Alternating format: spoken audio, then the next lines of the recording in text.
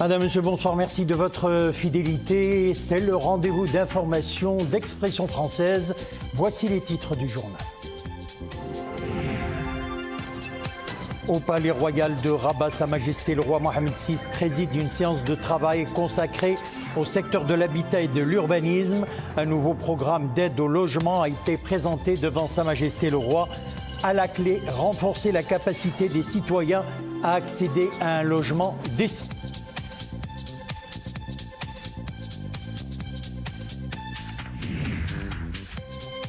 Le salon du cheval d'El Jadida a ouvert ses portes. Son Altesse Royale, le Prince Moulay Rachid, a présidé hier l'ouverture de cette 14e édition du salon.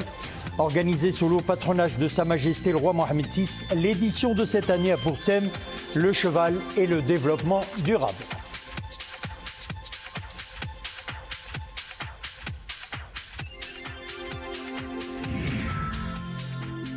Notre page sport, nous la consacrons ce soir au match Maroc-Libéria, une rencontre qui entre dans le cadre de la mise à jour de la dernière journée du groupe K des éliminatoires de la Coupe d'Afrique des Nations 2023. Déjà qualifiés, les Lions d'Atlas comptent empocher les 3 points de la victoire pour terminer en tête de leur poule.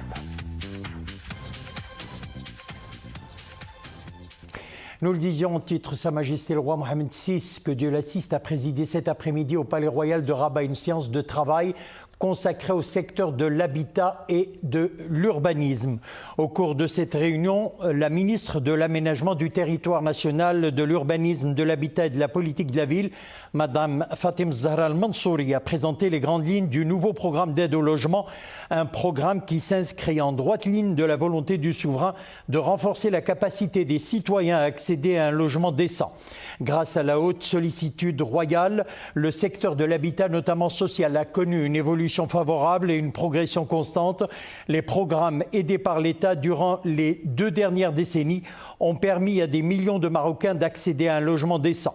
Ce nouveau programme, qui s'étale sur la période 2024-2028, vise à renouveler l'approche d'aide à l'accès à la propriété et à venir en aide au pouvoir d'achat des ménages à travers une aide financière directe à l'acquéreur.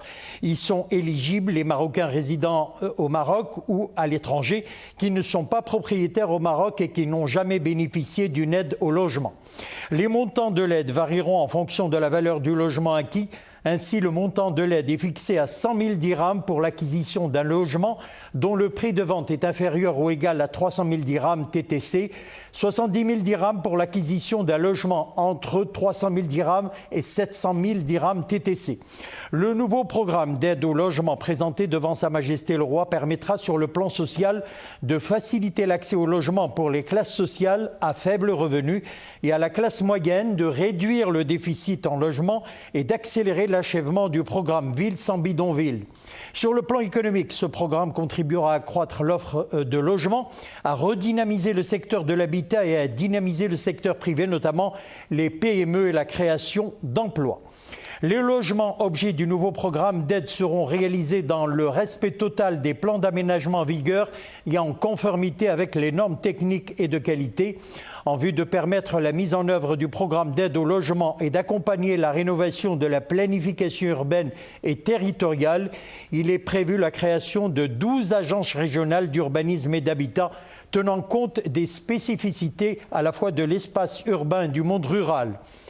On prit part à cette séance de travail le chef du gouvernement, M. Aziz Akhnouch, le conseiller de Sa Majesté le Roi Fouad Ali Lima, le ministre de l'Intérieur Abdelouafi El Ftit, la ministre de l'Économie et des Finances, Mme Nadia Ftah, la ministre de l'Aménagement du territoire national, de l'urbanisme, de l'habitat et de la politique de la ville, Mme Fatem Zahra Al-Mansouri, et le président du directoire du holding d'aménagement Al-Omran, M.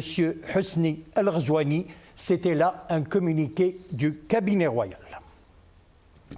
Son Altesse Royale, le Prince Moulay Rachid, a présidé hier, nous le disions en titre, l'ouverture de la 14e édition du Salon du Cheval d'El Jadida, organisé sous le patronage de Sa Majesté le Roi Mohammed VI sous le thème « Le cheval et le développement durable ». Le salon propose une série de conférences et de rencontres scientifiques sur le cheval, ainsi que des activités et des ateliers pédagogiques autour du cheval destinés au jeune public. Des spectacles et des représentations équestres seront donnés par de prestigieuses troupes nationales et internationales. Retour sur l'activité princière avec Mohamed Amin Nouri, Abdelali Ayad, Fouad Laharch, Soufiane Ibrahimi et Mariam El-Messi.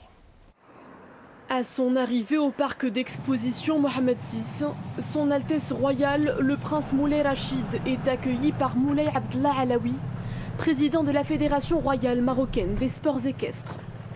Son Altesse royale, le prince Moulay Rachid, a ensuite passé en revue une section des forces auxiliaires qui rendait les honneurs. Avant d'être salué par le ministre de l'Agriculture, de la Pêche maritime, du Développement rural et des Eaux et Forêts, ainsi que par plusieurs hauts responsables. Et à l'entrée du parc d'exposition Mohamed VI, son Altesse royale, le prince Moulay Rachid, a été salué par l'ambassadeur des Émirats arabes unis au Maroc, Al-Asri Saïd Ahmed Al-Dahiri. L'ambassadeur de l'État du Qatar à Rabat, Cheikh Abdullah Ben Thamir Al-Thani, ainsi que par plusieurs autres personnalités. Son Altesse royale, le prince Moulay Rachid, a par la suite effectué une tournée à travers les différents stands du salon, notamment les stands des institutionnels qui abritent les expositions de la garde royale, des forces auxiliaires, de la sûreté nationale, de la gendarmerie royale, ainsi que des forces armées royales. L'occasion pour son Altesse royale de s'enquérir de la contribution du cheval aux différentes missions sécuritaires. Fidèle à sa coutume, le plus grand événement équestre du royaume met à l'honneur cette année l'excellence de la tradition équine nationale. L'occasion pour les amoureux du cheval de découvrir de près ce patrimoine séculaire du Maroc et du monde entier.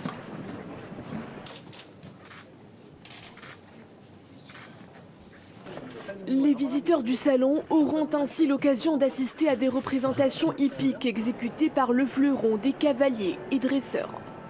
Des spectacles de fantasia animés par les sorbas représentant les différentes régions du royaume feront notamment le temps fort de cette édition. Des spectacles mais également des expositions meublent l'enceinte du salon. Son Altesse royale effectue une visite dans le stand des régions, cuir, sellerie et artisanat équestre. Des œuvres travaillées à la perfection par des mains d'artisans chevronnés.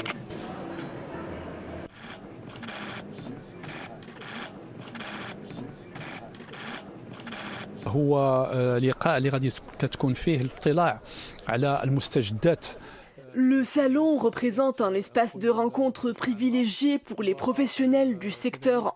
C'est une plateforme incontournable de promotion de la filière équine nationale. Le cheval étant une pièce maîtresse du développement du milieu rural, notamment les races autochtones, le barbe et l'arabe barbe, auxquels le programme Génération Green aspire à insuffler un nouvel élan. Un contrat-programme sera signé à cet effet avec les professionnels du secteur pour soutenir les petits producteurs locaux et préserver les races emblématiques du Maroc. وكذلك المحافظة على الأصناف يعني المحلية. Par la suite, son Altesse royale, le prince Moulay Rachid, s'est rendu à la carrière principale où il a assisté à un spectacle équestre.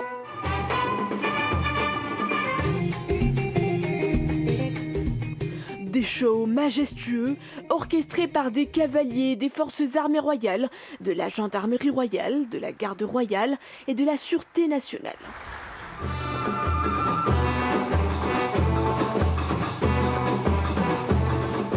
Musique et art s'unissent pour célébrer l'équidé comme étant le complice de l'homme.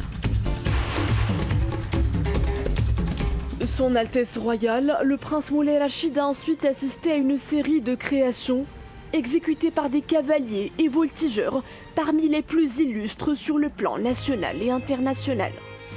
Des spectacles sublimés par la beauté de l'équidé.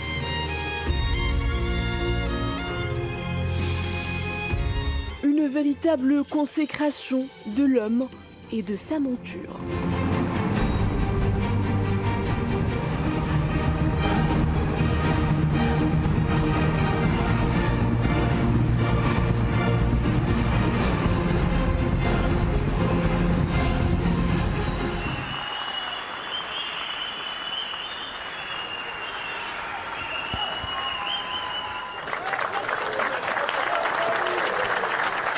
Et dans l'espace de la Tbourida, Son Altesse Royale a suivi des spectacles de fantasia animés par les Sorba, représentant les différentes régions du royaume.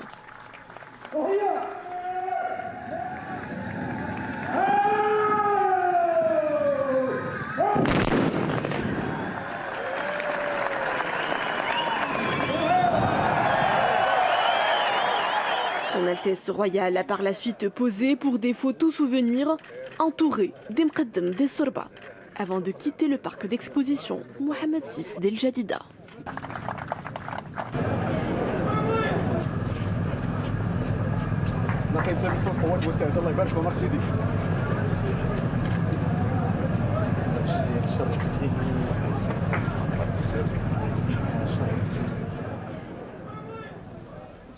Le salon du cheval d'El Jadida représente une véritable vitrine de la splendeur équestre au Maroc. L'organisation de l'événement et sa programmation mettent une nouvelle fois en valeur le riche patrimoine culturel équin. Le choix du thème retenu cette année, le cheval et le développement durable, témoigne de l'ambition du salon d'aligner la passion pour le cheval avec les enjeux environnementaux actuels. Reportage Fouad Lahrach, Soufiane Ibrahimi, Maria Aoued.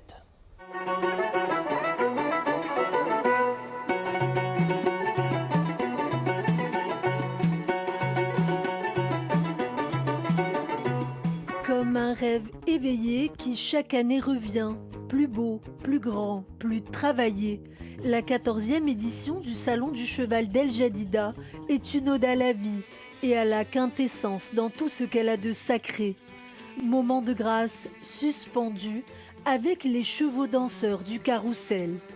Équilibristes, funambules et altiers, les chevaux paradent sur scène sous l'étendard marocain.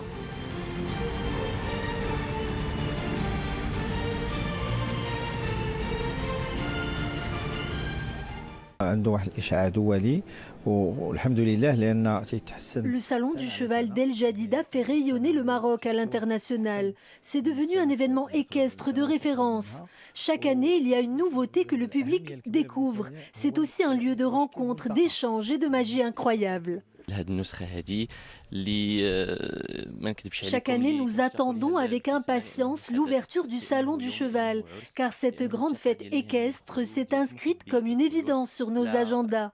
C'est un moment sans égal où nous fêtons la vie dans tout ce qu'elle a de sacré, mais aussi le patrimoine et l'identité marocaine. Autre lieu de l'esplanade, autre ambiance. Sanctuaire multiculturel, placé sous le signe du développement durable, le Salon du Cheval accueille une exposition historique retraçant l'épopée de la dynastie mérénide et les exploits militaires de l'armée marocaine. Une plongée au cœur du patrimoine immatériel marocain.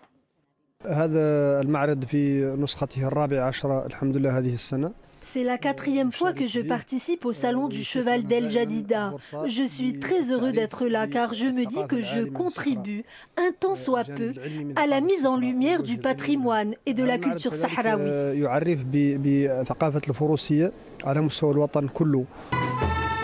Engagée, la 14e édition du Salon du Cheval d'El Jadida contribue à mettre en lumière le patrimoine culturel immatériel du royaume au service du développement durable pour faire de cette fête équestre un modèle de vivre ensemble.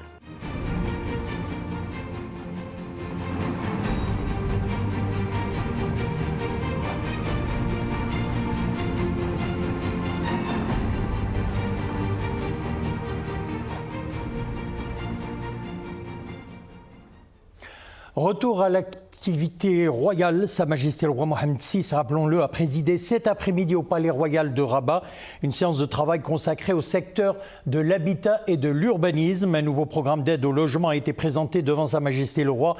Il permettra à l'horizon 2028 de renouveler l'approche d'aide à l'accès à la propriété et à venir en aide au pouvoir d'achat des ménages à travers une aide financière directe à l'acquéreur. C'est ce que fait savoir un communiqué du cabinet royal. Mariam El Messi. Palais royal de Rabat, Sa Majesté le roi Mohamed VI préside une séance de travail consacrée au secteur de l'habitat et de l'urbanisme.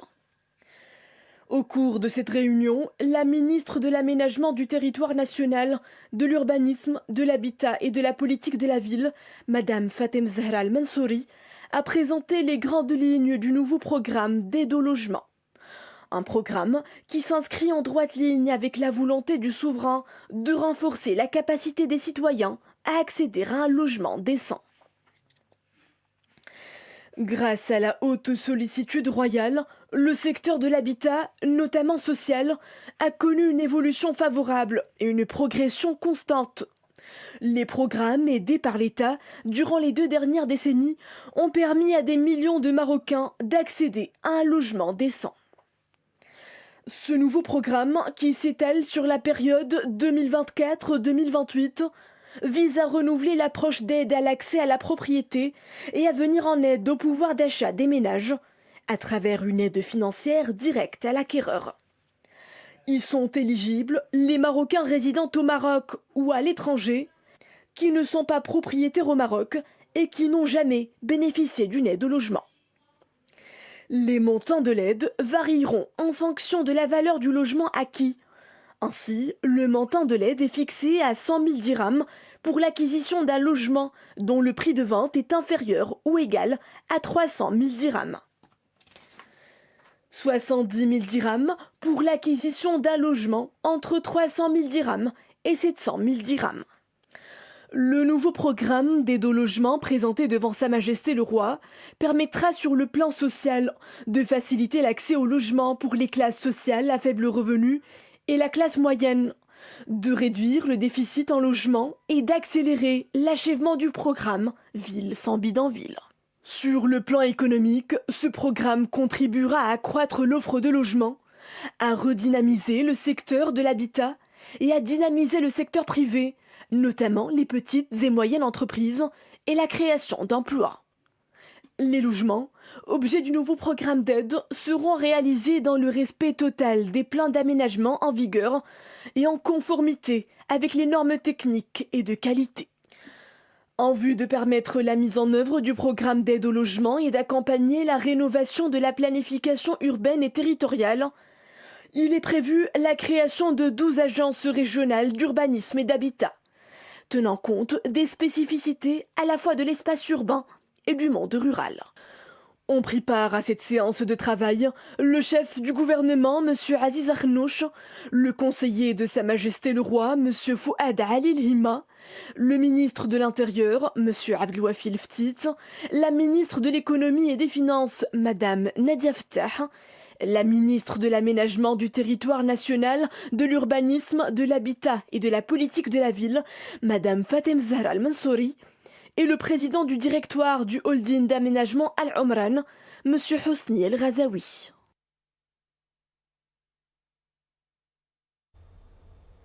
Cette alerte météo à présent, de fortes pluies et de fortes rafales de vent sont prévues à partir de jeudi au vendredi dans plusieurs provinces du royaume. C'est ce qu'annonce la direction générale de la météorologie. Les provinces de l'Araïch, par exemple, Fars, Anjara, Tanger, Assila, Tétouan, Mdiq, Fnedak, Ouazen et Chefchaouen connaîtront des pluies fortes de 35 à 45 mm de jeudi 18h au vendredi 3h. De fortes rafales de vent avec chasse poussière 80-95 km/h sont attendus jeudi de 9h à 23h dans les provinces de Tétouan, l'Araïch, Tanger, Assila, Chefchaouen et El Hossima. Et puis de fortes rafales de vent avec chasse poussière 70 à 75 km/h sont également attendus jeudi de 12h à 23h dans les provinces de Kenitra, Sidi Slimane, Sidi Qassem, Salih, Rabat, Khairat Mara, El Jadida, Casablanca, Berchid, El Hajib, Moulay Yacoub, Taza, Fez, Ifrane, Sfrou, Taounet, Meknes et Khnifra. La ministre fédérale belge de la coopération au développement et à la politique des grandes villes est au Maroc. Madame Caroline Guénez a été reçue par le ministre des Affaires étrangères de la coopération africaine et des Marocains résidant à l'étranger, Nasser Bourita. Il est à rappeler que la ministre belge avait décidé, après le tremblement de terre dévastateur d'El Haouz, de débloquer 5 millions d'euros pour aider les sinistrés et soutenir le Maroc dans la reconstruction.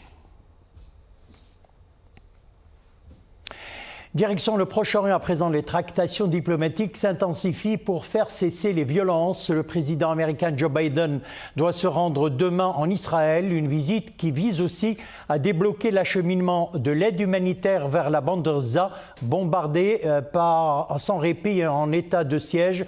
La Turquie, qui mène une médiation sur les otages, a annoncé avoir reçu des demandes de plusieurs pays afin d'obtenir la libération de leurs citoyens, ajoutant que des discussions avaient commencé. Et puis, cette information concerne nos résidents marocains en Espagne. Près de 310 000 Marocains sont affiliés à la sécurité sociale à fin septembre, selon les travailleurs étrangers extra-communautaires qui cotisent le plus. Selon les données du ministère du Travail publiées mardi dernier, les Marocains se maintiennent ainsi en tête du classement, suivis des Colombiens 171 982 et des Vénézuéliens 141 632. On se dirige à présent vers Bruxelles où un attentat meurtrier a coûté la vie à 2 personnes. L'attentat s'est produit près de la place Saint-Eslet, dans le centre de Bruxelles.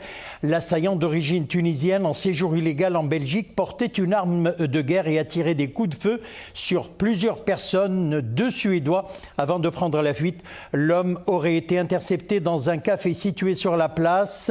L'arme utilisée lors de l'attaque de la veille a été retrouvé sur lui. Un match entre les Diables Rouges et la Suède comptant pour les qualifications pour l'Euro 2024 de football a d'ailleurs été interrompu après cette attaque. Les supporters ont été évacués progressivement du stade Roi-Baudouin de Bruxelles où se jouait la rencontre. Et puis on prend la direction de Bruxelles où un attentat, on reste à Bruxelles, ou plutôt on vient de donner l'information de Bruxelles. On passe au Libéria où des élections présidentielles sont en cours. Le pays s'achemine vers la tenue d'un second tour de la présidentielle entre le président George Weah et l'opposant Joseph Boaké.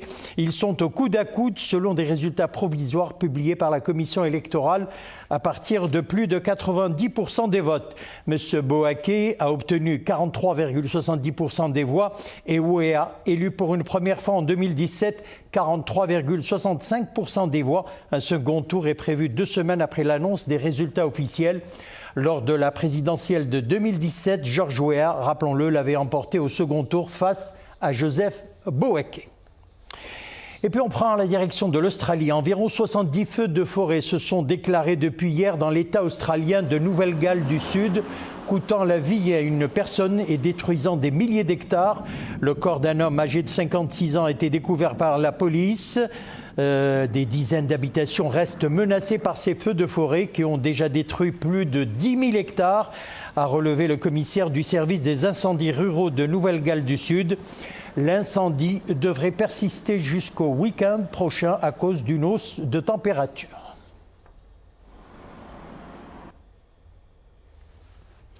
Et on passe à présent à la page sport de notre journal. Dans un peu moins de 2 heures, les Lions de l'Atlas affronteront le Libéria. Une rencontre qui entre dans le cadre de la mise à jour de la dernière journée du groupe K des éliminatoires de la Coupe d'Afrique des Nations, Cannes 2023. Les Lions de l'Atlas comptent bien entendu empocher les 3 points de la victoire pour terminer en tête de poule. Ce match sans enjeu qui devait avoir lieu le 9 septembre dernier a été reporté suite au séisme ayant sévi dans la région de La sélection marocaine avait décroché, rappelons-le, officiellement en mars dernier son billet pour la phase finale de la CAN 2023 en Côte d'Ivoire. Khalid Choukman et Zakaria Mourinbil. Déjà qualifiée pour les phases finales de la CAN, l'équipe nationale compte faire de cette rencontre un test pour les prochaines échéances. Le dernier match disputé contre la Côte d'Ivoire, soldé par un but partout, a alimenté quelques inquiétudes quant à la performance des Lions de l'Atlas. Nous n'avons pas été au top de notre niveau. Cela peut autoriser des doutes. Mais on a vu de grandes équipes revenir dans les matchs. C'est ce que nous avons fait. Nos joueurs remplaçants ont apporté une plus-value. C'est un travail d'équipe. Le plus important est que nous n'avons pas perdu. Pour le dernier match des éliminatoires de la CAN, Walid Regragui compte rectifier le tir et corriger les erreurs tactiques et techniques apparues lors de la rencontre contre la Côte d'Ivoire. Objectif, trouver le cap et s'adapter aux particularités des compétitions africaines. Nous abordons ce match comme une rencontre amicale, parce que nous sommes déjà qualifiés. Mais c'est un match officiel. Nous devons donc remporter la victoire, surtout à domicile soutenu par nos supporters. Nous sommes en train de dresser la liste de la formation qui sera alignée ce soir. Les joueurs qui seront sélectionnés devront montrer un nouveau visage et un autre état d'esprit. Ce match sans enjeu contre le Libéria se tiendra ce soir au Grand Stade d'Agadir à 20h. Prévu le 9 septembre dernier, il a été reporté suite au séisme ayant touché la région d'El Haouz. Voilà, nous souhaitons bonne chance aux Lions de l'Atlas. C'est la fin de notre édition. Retour de l'info 20h30. Excellente soirée, on se retrouve demain.